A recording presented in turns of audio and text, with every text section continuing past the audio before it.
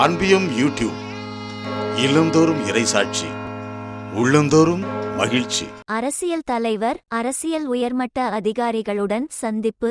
21 பீரங்கிகள் முழங்க வரவேற்பு வழங்கப்பட்ட பின் திருத்தந்தையும் அரசு தலைவரும் அரசு தலைவர் மாளிகையின் ஓர் அறையில் சந்தித்து உரையாடினர்.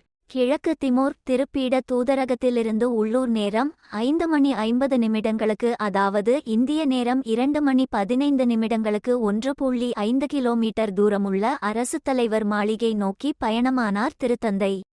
நிக்கலாவ் லோபேட்டோ என பெயரிடப்பட்டுள்ள அரசு தலைவர் மாளிகை 2009ஆம் ஆண்டு ஆகஸ்ட் மாதம் திறந்து வைக்கப்பட்டதாகும். 9 ஹெக்டேர் நிலத்தின் உள்ளே அமைந்துள்ள இந்த மாளிகை நாட்டின் முன்னாள் அரசு தலைவரும் நாட்டின் சுதந்திரத்திற்காக உழைத்தவருமான நிக்கலாவ் டாஸ் ரேஸ் லோபேட்டோ என்பவரின் பெயரால் நிக்கலாவ் லோபேட்டோ மாளிகை என்று அழைக்கப்படுகிறது. உள்ளூர் நேரம் மாலை 6 மணிக்கு, இந்திய நேரம் பிற்பகல் 2:30 அரசு தலைவர் மாளிகையை வந்தடைந்த திருத்தந்தையை கிழக்கு திமோர் அரசு தலைவர் ஹோசே ரெமோஸ் ஹோட்டா அவர்கள் மாளிகைக்கு வெளியே வந்து நின்று வரவேற்றார். அரசு தலைவர் மாளிகையின் முன்வளாகத்தில் இராணுவ அணிவகுப்பு மரியாதை வழங்கப்பட இரு நாடுகளின் தேசிய பண்கள் இசைக்கப்பட்டன. 21 பீரங்கிகள் முழங்க வரவேற்பு வழங்கப்பட்ட பின் இருதரப்பு உயர்மட்ட அதிகாரிகளும் அறிமுகம் செய்து வைக்கப்பட்டனர்.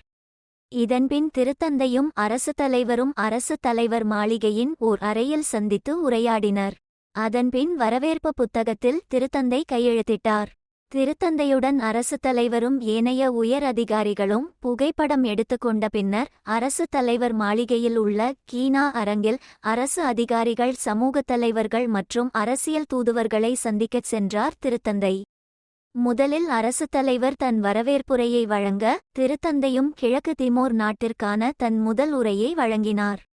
இச்சந்திப்பை அரசு தலைவர் மாளிகையில் முடித்து திருப்பீட தூதரகம் சென்றார் திருத்தந்தை.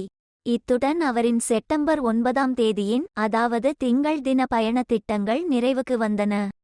இந்த அன்பியம் யூடியூப் சேனலை நீங்கள் ஷேர் பண்ணுங்க, சப்ஸ்கிரைப் பண்ணுங்க, லைக் பண்ணுங்க. Wish you all the best.